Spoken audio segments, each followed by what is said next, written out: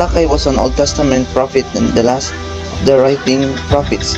He probably wrote the book of Malachi between 440 and 400 BC. Malachi is a Hebrew term, my messenger, which is oddly self-referential term for someone who claims to speak an oracle of God. Malachi wrote, and we can be sure he spoke in an old Balderic way. He rebukes the sins of the press and the people of Judah. The press neglected their official duties. People had divorced their legal wives. They had married foreign women. They doubted God's justice. And they neglected to pay their duties and brought their various plagues upon the land. The book that Malachi wrote is notable for being the only prophetic book that ends not in deliverance but in judgment. In fact, it ends with the word cursed. Part of Malachi's ministry was to prepare the hearts of God's people and the way for John the Baptist, who would then prepare the way for the Messiah, Jesus Christ, our Lord. The book of Malachi closes the Old Testament without a prophecy of the Messiah.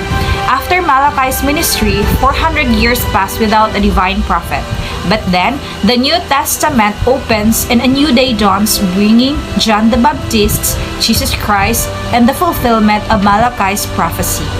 Malachi message in the light of the history and theology, and even the biblical literary style is difficult to overlook. And his contained prophecy of warning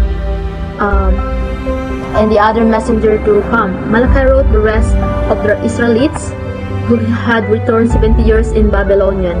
So he ministered during the time of Nehemiah and after the time of the prophets Haggai and Zechariah.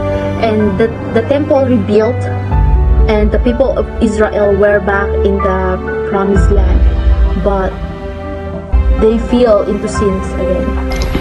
The prophet Malachi brought a message of judgment to the people because they had not learned from the consequences of their past sins. He communicates in a particular style. At several points, he first makes an assertion, then anticipates an objection from the audience, and then refutes the rhetorical objection. The book consists of 6 distinct sections, each in the form of a question and answer discussion. Using this unusual conversational technique, the prophet defends the righteousness of God to the church that had begun in doubt that righteousness because its eschatological expectations were still fulfilled. The author calls for loyalty to the covenant of Yahweh. He stresses the need for proper worship, condemns divorce, and announces that Judgment Day is imminent. Fidelity to these ritual and moral duties is rewarded.